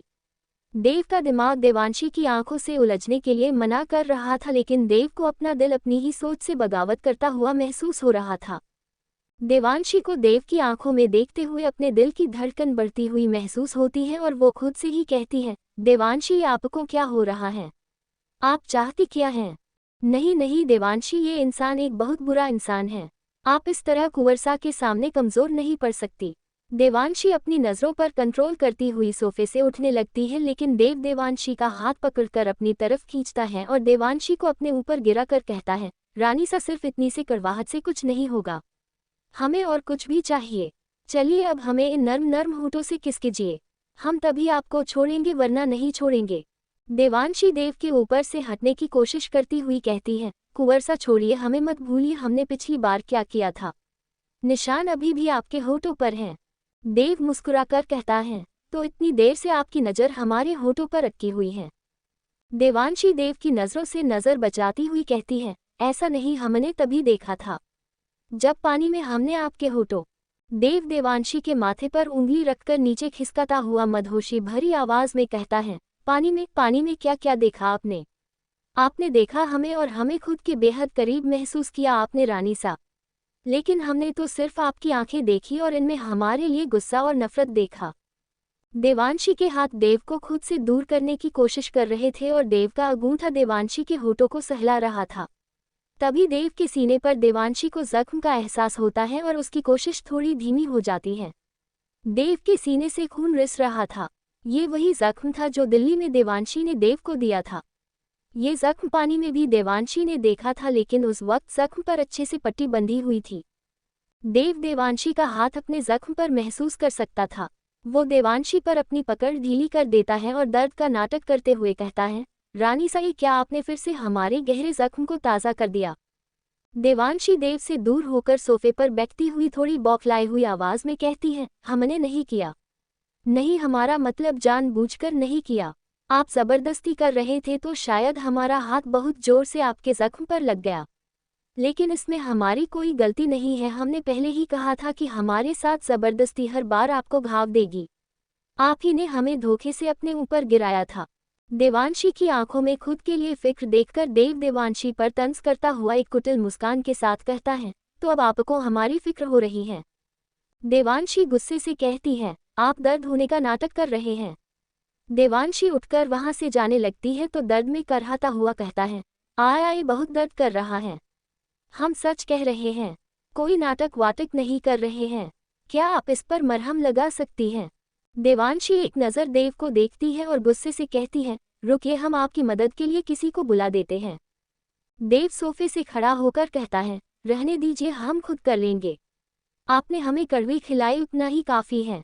और वैसे भी हमारे जख्म पर पट्टी बांधना आपके बस की बात नहीं। इतना कहकर देव अपनी शर्ट उतारने लगता है और देवांशी मुंह फेरकर खड़ी हो जाती है। हालांकि देवांशी इस वक्त कमरे से चली जाना चाहती थी, लेकिन उसके कदम उसका साथ नहीं दे रहे थे।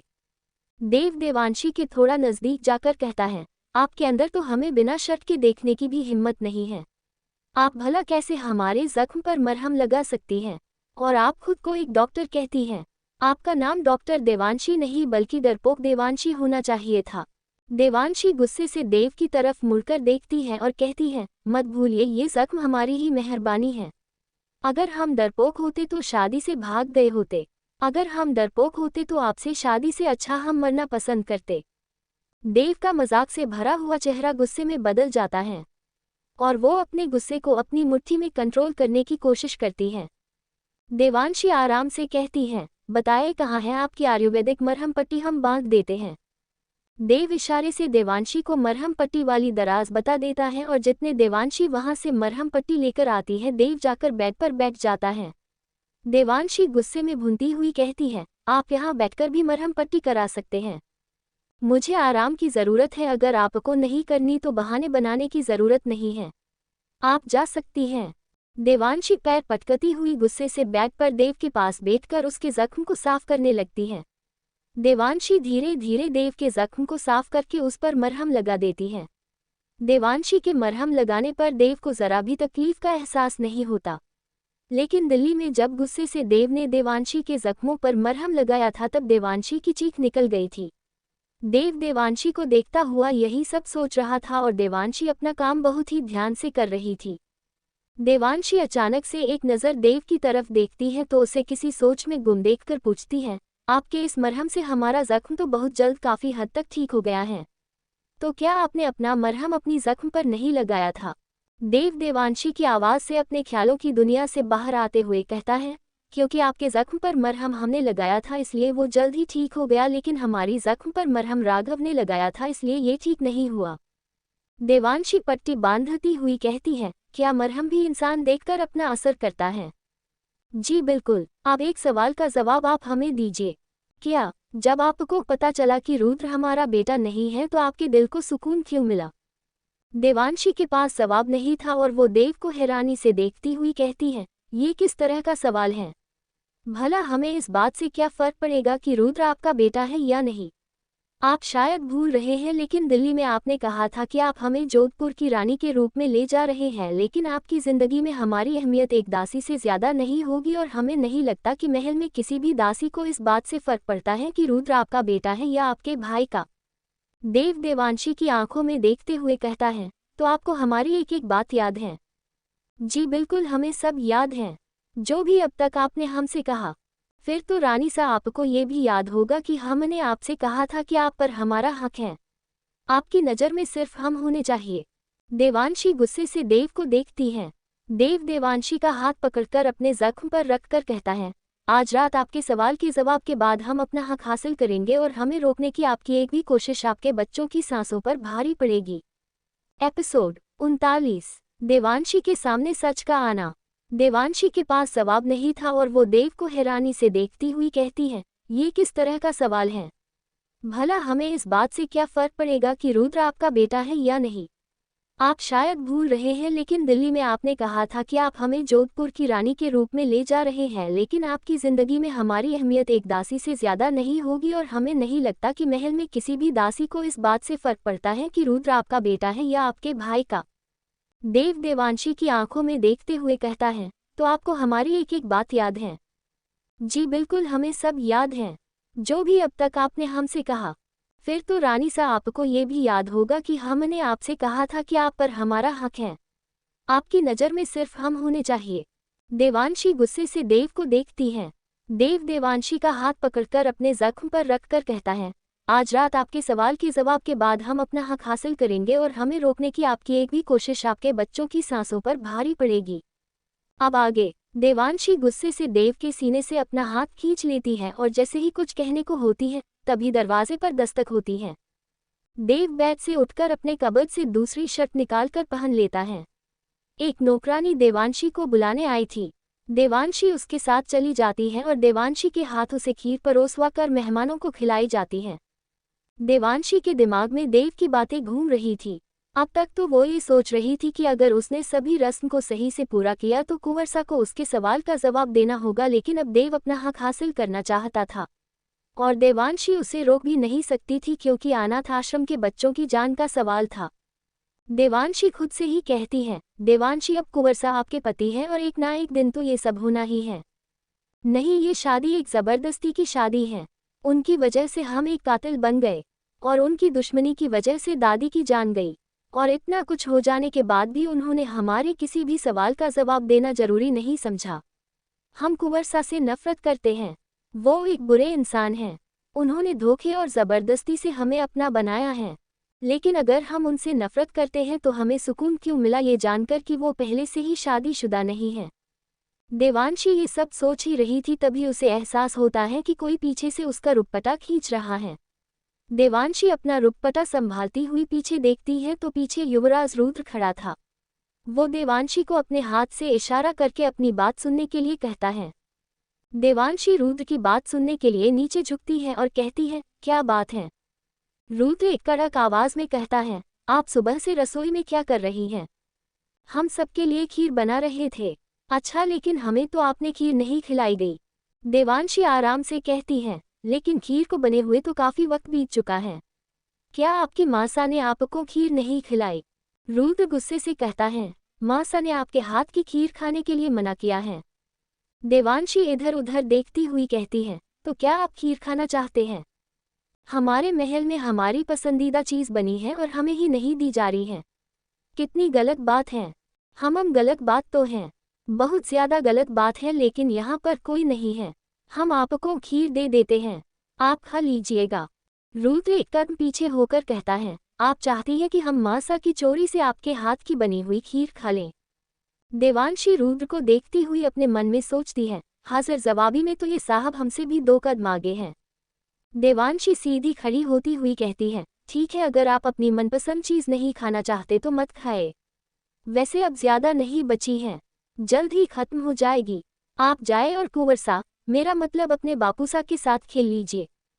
इतना कहकर देवांशी वहां से जाने लगती है तो रुद्र उसे रोकते हुए कहता है, आपके कुंवरसा आपको हमारे लिए लेकर आए हैं, हमारे साथ खेलने के लिए लेकर आए हैं। हम आपके साथ खेलेंगे, आप हमारे साथ नहीं खेलेगी और ना ही हमारा मजाक बनाइएगी। देवांशी रुद्र की आंखों में देखती हुई कहती है, लेकिन युवराज, हमने तो आपका मजाक नहीं बनाया। रुद्र गुस्से से कहता है, आपने हम पर तंज किया है। देवांशी हैरानी से कहती है, लेकिन कब? जब आपने हमें कहा कि हम अपनी पसंद की चीज नहीं खाना चाहते तो यहाँ से जा सकते हैं। देवांशी के होठों पर मुस्कान आ जाती है और वो रुद्र को अपनी गोद में उठाकर कहती है, एक बात कहें हम आपसे? जी कहिए, आप पूरे महल में सबसे ज्यादा समझदार हैं। वो हमें मालूम है, कुछ नई बात बताए। बातें तो बहुत सारी हैं लेकिन बिना मीठा खाए मजा नहीं आएगा। आप यहाँ स्टूल पर बैठ जाए, हम आपके लिए खीर लेकर आते हैं। रुद्र देवांशी का आंचल पकड़कर कहता है, अगर मासा को पता चल गया तो हम आपकी मासा से बात कर लेंगे। देवांशी रुद्र को स्टूल पर बैठा देती है और रुद्र के लिए खीर लेकर आती है और अपने हाथों से खिलाने लगती है। खीर खाते हुए रुद्र कहता है, आप जब हंसती हैं तो आपके गालों पर गड्ढे हो जाते हैं। देवांशी रुद्र की मासूमियत पर जोर से खिलखिलाकर हंस पड़ती है, लेकिन तभी मीनाक्षी वहां आ जाती है और रुद्र को देवांशी के हाथों से खीर खाता देख गुस्से से कहती है, रुद्र। रुद्र अपनी मासा की आवाज सुनकर फौरन स्टूल से खड़ा हो जाता है। मीनाक्षी रुद्र की तरफ गुस्से से बढ़कर कहती है, रुद्र, हमने आपसे क्या कहा था? रुद्र कोई जवाब नहीं देता और चुपचाप खड़ा रहता है। मीनाक्षी रुद्र का हाथ पकड़कर अपनी तरफ खींचती हुई गुस्से से कहती है, हम कुछ पूछ रहे हैं आपसे। देवांशी आगे बढ़ती हुई कहती है, आपने इन्हें हमारे हाथ की बनी हुई खीर खाने के लिए मना किया था, लेकिन इसमें इनकी कोई गलती नहीं है। हमने ही इन्हें जबरदस्ती खीर खिलाई है। मीनाक्षी रुद्र का हाथ छोड़कर रुद्र से कहती है, रुद्र, आप अपने कमरे में जाए, हम आपके लिए खीर बनाकर लेकर आते हैं। रुद्र अपनी मां सा की आंखों में बेहद गुस्से को देखकर वहां से अपने कमरे में भाग जाता है। रुद्र के जाने के बाद मीनाक्षी देवांशी की आंखों में आंखें डालकर कहती है, क्यों किया आपने ये सब? क्योंकि महल में सभी ने हमारे हाथ की बनी खीर चखी है, तो फिर रुद्र क्यों नहीं? उन्हें खीर पसंद है इसलिए हमने उन्हें खिला दी। मीनाक्षी अपनी नागिन जैसी नीली आंखों से गुस्से से देवांशी को देखती हुई कहती है, चखी होगी सभी ने लेकिन हमने नहीं चखी, और रुद्र भी नहीं खाएंगे। एक अनाथ आश्रम में पली रानी के हाथ से बना हुआ कुछ भी नहीं खाएंगे। आप कुछ दिन के लिए आए हैं, बेहतर होगा जिस काम के लिए लाया गया है उस पर ध्यान दीजिए। काम हो जाने के बाद इस महल में आपकी तरफ कोई देखना भी जरूरी नहीं समझेगा, समझिए आप? देवांशी हैरानी से कहती है, काम? मीनाक्षी मुस्कुराकर तंज करती हुई कहती है, जी काम। आप सिर्फ कुंवर देव प्रताप सिंह राठौड़ के खेल का एक मोहरा हैं। वो आपसे सिर्फ एक पुत्र चाहते हैं जिसके जरिए वे जैसलमेर की रियासत पर अपना हुक्म चला सके। इससे ज्यादा आप उनके किसी काम की नहीं हैं। देव आपके कभी नहीं हो सकते। आप सिर्फ एक जरूरत की चीज हैं। महल में जो खुशियां आपको दिखाई दे रही हैं वो सिर्फ इसलिए हैं कि जल्द से जल्द कुंवरसा का मकसद पूरा हो जाए। देवांशी के चेहरे के उड़े हुए रंग देखकर मीनाक्षी खुश होती हुई कहती है, देव हमारी बहन कामाक्षी से प्यार करते हैं और बहुत जल्द उनसे शादी भी करेंगे। लेकिन बरसों पुराने एक वादे के लिए उन्हें मजबूरन आपको ढूंढकर आपसे शादी करनी पड़ी। देवांशी अपने टूटे फूटे शब्दों में कहती है, वाह वाह, वादा बरसों पुराना का कौन सा वादा? किसने किया था वादा? आपके चेहरे की उड़ी हुई रंगत बता रही है कि कुंवरसा ने आपको सच बताना भी जरूरी नहीं समझा।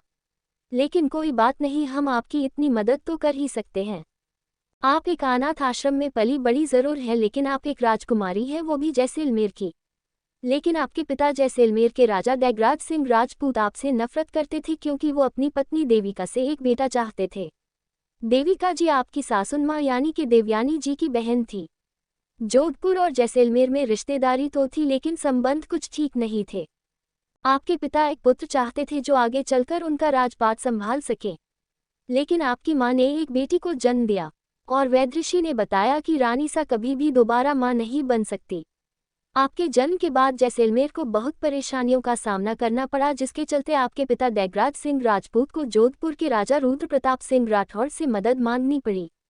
आपके पिता आपको अपनी रियासत के लिए श्राप समझते थे क्योंकि आपकी वजह से उन्हें राजा रुद्र प्रताप सिंह राठौड़ के सामने झुकना पड़ा। राजा रुद्र प्रताप सिंह राठौड़ ने आपके पिता यानी में जैसलमेर के राजा की मदद तो की, लेकिन मदद के बदले इस वादे पर दस्तखत भी कराए कि वक्त आने पर आपकी शादी कुंवर देव प्रताप सिंह राठौड़ से कर दी जाएगी और इस विवाह के पश्चात पैदा होने वाला पुत्र जैसलमेर की राजगद्दी संभालेगा। उस वक्त तो आपके पिता ने दस्तखत कर दिए, लेकिन जब जैसलमेर की माली हालत दुरुस्त हो गई तो आपके पिता ने ये खबर फैला दी कि एक बीमारी के चलते आपकी मौत हो गई। कुछ दिनों बाद आपके पिता ने दूसरी शादी कर ली और 1 साल बाद आपकी सौतेली मां ने एक पुत्र को जन्म दिया, जिसे जैसलमेर का उत्तराधिकारी घोषित कर दिया गया और राजा रुद्र प्रताप सिंह राठौड़ का जैसलमेर पर राज करने का सपना ही रह गया। लेकिन अभी कुछ दिनों पहले आपके सौतेले भाई यानी कि जैसलमेर के उत्तराधिकारी की अचानक मौत हो गई और आप जिंदा हैं ये राज भी उजागर कर दिया गया। जब से राजा रुद्र और कुंवरसा आपको ढूंढ रहे थे। अब जल्द से जल्द आपको कुंवरसा को एक पुत्र पैदा करके देना होगा। उसके बाद जैसलमेर की राजगद्दी पर आपके पुत्र का अधिकार हो जाएगा। यानी कि अब राठौड़ का शासन सिर्फ जोधपुर में नहीं बल्कि जैसलमेर में भी होगा और राजा रुद्र प्रताप सिंह राठौड़ का सपना भी पूरा हो जाएगा। देवांशी की पैरों के नीचे से जमीन खिसक गई थी और हाथ से खीर की प्याली छूटकर जमीन पर गिर गई थी। प्याली में अभी भी खीर थी जो देवांशी के लहंगे पर गिर जाती है। एपिसोड 40। देवांशी ने किया देव को किस। उस वक्त तो आपके पिता ने दस्तखत कर दिए, लेकिन जब जैसलमेर की माली हालत दुरुस्त हो गई तो आपके पिता ने ये खबर फैला दी कि एक बीमारी के चलते आपकी मौत हो गई। कुछ दिनों बाद आपके पिता ने दूसरी शादी कर ली और 1 साल बाद आपकी सौतेली मां ने एक पुत्र को जन्म दिया, जिसे जैसलमेर का उत्तराधिकारी घोषित कर दिया गया और राजा रुद्र प्रताप सिंह राठौड़ का जैसलमेर पर राज करने का सपना ही रह गया। लेकिन अभी कुछ दिनों पहले आपके सौतेले भाई यानी कि जैसलमेर के उत्तराधिकारी की अचानक मौत हो गई और आप जिंदा हैं ये राज भी उजागर कर दिया गया। जब से राजा रुद्र और कुंवरसा आपको ढूंढ रहे थे। अब जल्द से जल्द आपको कुंवरसा को एक पुत्र पैदा करके देना होगा। उसके बाद जैसलमेर की राजगद्दी पर आपके पुत्र का अधिकार हो जाएगा। यानी कि अब राठौड़ का शासन सिर्फ जोधपुर में नहीं बल्कि जैसलमेर में भी होगा और राजा रुद्र प्रताप सिंह राठौड़ का सपना भी पूरा हो जाएगा। देवांशी की पैरों के नीचे से जमीन खिसक गई थी और हाथ से खीर की प्याली छूटकर जमीन पर गिर गई थी। प्याली में अभी भी खीर थी जो देवांशी के लहंगे पर गिर जाती है। अब आगे मीनाक्षी देवांशी की हंसी उड़ाती हुई कहती है, कुंवरसा को जैसलमेर पर राज करने के लिए आपकी कोख से पैदा हुए एक पुत्र की जरूरत है जिसकी रगों में राठौड़ का खून दौड़ता हूँ। आपको इस्तेमाल किया गया है सिर्फ अपनी ताकत को बढ़ाने के लिए। अब तक आप समझ चुकी होगी कि कुंवरसा अपने फायदे के लिए कुछ भी कर सकते हैं। इस वक्त तो कुंवरसा महल में मौजूद नहीं है, लेकिन वो जल्द लौटेंगे और जल्द से जल्द अपना मकसद भी पूरा करेंगे। इसलिए बेहतर होगा आप खुद को कुंवरसा के मकसद के लिए तैयार करें और अपना वक्त उन चीज़ों पर लगाएं जिन चीज़ों से आपके पति परमेश्वर को फायदा हो, ना कि हमारे बेटे पर, क्योंकि उनका ख्याल रखने के लिए यहाँ पर हम हैं। देवांशी के पास मीनाक्षी की किसी बात का जवाब नहीं था। आंखें आंसुओं और गुस्से से भर चुकी थी। जब देवांशी छोटी थी और अनाथ आश्रम में खुद को अकेला महसूस करती थी तो सोचती थी कि काश उसका भी परिवार होता। माँ बाप होते हैं जो उसकी खुशी के साथ खुश होते और जब वो नाराज हो जाती तो उसको प्यार से मनाते, लेकिन कोई नहीं था। धीरे धीरे देवांशी ने भी खुद को संभालना सीख लिया। वैसे तो अनाथ आश्रम में ख्याल रखने के लिए दादी और काकी होती थी, लेकिन माँ बाप की कमी कोई पूरी नहीं कर सकता। और वक्त के साथ पैदा होने वाले सवाल एक अनाथ बच्चे का बचपन छीनकर उसको वक्त से पहले समझदार बना देते हैं। कुछ ऐसा ही हुआ देवांशी के साथ भी। इतना कुछ होते हुए भी उसके पास कुछ भी नहीं था। रात के 10 बजे देवांशी खिड़की में खड़ी थी। बाहर तेज बारिश के साथ तेज और सर्द हवाएं भी चल रही थी, लेकिन बाहर का मंजर जितना खतरनाक था उससे कहीं ज्यादा खतरनाक देवांशी की धड़कनों का हाल था। बहुत बेचैन था दिल, सुकून का नामोनिशान नहीं था। तभी पीछे से एक आवाज देवांशी के कानों में पड़ती है, रानी सा लगता है आपको देखकर ये मौसम भी बिगड़ रहा है। राजस्थान का मौसम आज बहुत दिनों बाद इतना खराब हुआ है। वैसे तो यहाँ का पत्ता पत्ता हमारा हुक्म मानता है, लेकिन आज ये भी हमारी तरह आपको देखकर अपना उग्र रूप धारण कर रहा है। खिड़की बंद कर दीजिए, कहीं ऐसा ना हो ये तूफान आपको भी अपने साथ बहा ले जाए। ये देव की आवाज थी जो देवांशी के करीब आ रहा था। देवांशी देव की आवाज सुनकर पीछे मुड़कर नहीं देखती। देव देवांशी के पास खिड़की में खड़ा होकर बाहर का नज़ारा देखते हुए कहता है, हमें तो लगा था आप अपने सवालों के जवाब पाने के लिए बहुत बेचैन हो रही होगी और हमारे आते के साथ ही अपना सवाल करेगी और जवाब मिलते के साथ ही अपने खंजर से एक बार फिर हमारे सीने को जख्मी करके सुकून की सांस लेगी। लेकिन इस तूफान में ये खामोशी, बात कुछ समझ नहीं आई रानी सा। कहीं ऐसा तो नहीं बाहर के इस तूफान से बड़ा तूफान आपके दिल उथल पुथल कर रहा है। देवांशी कोई जवाब नहीं देती और खामोशी से बाहर की तरफ देखती रहती है। लगता है रानी सा आप हमारा हक हमें देने से डर रही हैं, इसलिए सवाल करने की हिम्मत नहीं कर पा रही हैं। देवांशी एक कड़वी हंसी के साथ देव की तरफ देखती है और तंज करते हुए कहती है, कुंवरसा डरते वो लोग हैं जिन्हें कुछ खोने का डर होता है, और जीतते वो लोग हैं जो खुद को खोने की हिम्मत रखते हैं। और आपसे शादी करके हम अपना अस्तित्व खो चुके हैं, इसलिए जीत तो हमारी ही होगी। आप जो चाहते हैं वो तो आपको जरूर मिलेगा, लेकिन उसके बदले हम आपसे वो छीन लेंगे जिसके बिना आपको आपकी जिंदगी बेमायने लगने लगेगी। देव देवांशी की आंखों में एक ज्वालामुखी को दहकते हुए महसूस करता है। देवांशी अपना एक कदम देव की तरफ बढ़ाते हुए कहती है, खोने के बाद उस चीज को लगेगा आपको कि लगने लगा है आपका ये दिल, लेकिन ये दिल उस करीबी चीज के बिना कहीं लगेगा नहीं। बात अधूरी थी लेकिन समझने वाले के लिए गहरी थी। देव देवांशी की बात को न समझते हुए कहता है, रानी सा क्या हम जान सकते हैं कि आप किस चीज के बारे में बात कर रही हैं? देवांशी एक मुस्कुराहट के साथ देव को अपनी बातों में और भी ज्यादा उलझा देती है और कहती है, वही चीज जो एक चीज है जो आने वाले वक्त में खास हो जाएगी। और एक बात याद रखिएगा कुंवरसा, हर खास चीज अक्सर दूर हो जाती है। आपकी खास चीज भी आपसे दूर हो जाएगी, बहुत दूर, इतनी दूर जहां का पत्ता आपकी गुलामी नहीं करता होगा, आपका हुक्म न मानता होगा। देव देवांशी की आंखों में देख रहा था और उसकी बातों की गहराई को समझने की कोशिश कर रहा था, लेकिन शब्दों की गहराई समझने के लिए उस दर्द को भी महसूस करना पड़ता है जिसकी वजह से वो बातें जबान पर आती हैं। देवांशी खिड़की बंद कर देती है और अपने सिर से दुपट्टा हटा देती है। देव समझ नहीं पा रहा था कि आखिर हो क्या रहा है। जो कुछ भी हो रहा था वो उसकी सोच का बिल्कुल उल्टा था। देव को लगा था कि देवांशी कभी भी अपनी मर्जी से वो सब करने के लिए तैयार नहीं होगी। देवांशी देव को देखती हुई अपनी नथ उतार देती है और अपने कानों से वो बड़े बड़े झुमके निकालने लगती है। देव देवांशी के हाथों को रोकते हुए कहता है, रानी सा आप जानती भी हैं आप क्या कर रही हैं। देवांशी देव की आंखों में देखती हुई कहती है, कुंवर सा आप अपना हक हासिल कर सकते हैं, हम तैयार हैं। हाँ शायद आपका साथ न दे पाए लेकिन हम आपको रोकेंगे भी नहीं। देव अपने झुमके निकालकर वही खिड़की के पास रख देती है। देव अभी भी देवांशी से 2 कदम की दूरी पर था और हैरान था देवांशी को देखकर। देव खुद से ही कहता है, क्या ये वही रानीसा है जिसने हमारी तलवार के अपने आंचल पर हुए वार का बदला हमारे सीने पर कटार से गहरा जख्म देकर लिया था? क्या ये वही है जिन्होंने रतन सिंह की एक गंदी नज़र के बदले उनके सिर को उनके धड़ से अलग कर दिया था? देव को अपनी सोच में गुम देख देवांशी देव की तरफ अपने कदम बढ़ाती हुई धीरे से कहती है, कुंवर सा हमने आपकी सोच को बेमायने कर दिया है। आप हमारी आंखों से जवाब ढूंढने के तलबगार हो सकते हैं लेकिन हमारे दिल का सच आप नहीं जान पाएंगे। देवांशी देव का हाथ पकड़कर अपनी कमर पर रख देती है और अपना एक हाथ देव के जख्म पर रखकर दूसरा हाथ उसके कंधे से ले जाती हुई गर्दन पर रख लेती है। देव को अपने दिल की धड़कन कंट्रोल से बाहर होती हुई महसूस होती है। देव खुद से ही कहता है, हमें ऐसा क्यों लग रहा है जैसे हमारा दिल हमारे सीने से निकलकर बाहर आ जाएगा? क्या हमारी धड़कन रुकने वाली है? हमारा दिल इतनी तेज क्यों धड़क रहा है? आखिर रानीसा के दिमाग में क्या चल रहा है? क्या ये कोई साजिश है? क्या हमें बेवकूफ़ बनाया जा रहा है? रानीसा हमें आजमा रही है लेकिन क्यों? चल क्या रहा है इनके दिमाग में? देवांशी आगे बढ़कर अपनी आंखें बंद करके देव के सख्त होठों पर अपने ठंडे और नर्म होठ रख देती है। देव के जिस्म में सर से पैर तक एक सिरहन सी दौड़ जाती है। देव की पकड़ देवांशी की कमर पर कस जाती है, लेकिन कुछ ही पल बाद देवांशी देव के होठों से अलग हो जाती है और अपनी आंखें बंद करके देव को उसे किस करने की इजाज़त दे देती है। देव जैसे ही अपने होठ देवांशी की तरफ बढ़ाता है तो देवांशी की आंखों से निकलकर एक आंसू उसके गालों पर आ जाता है जो एक पल में ही देव को देवांशी के एक गहरे दर्द से रूबरू करा देता है।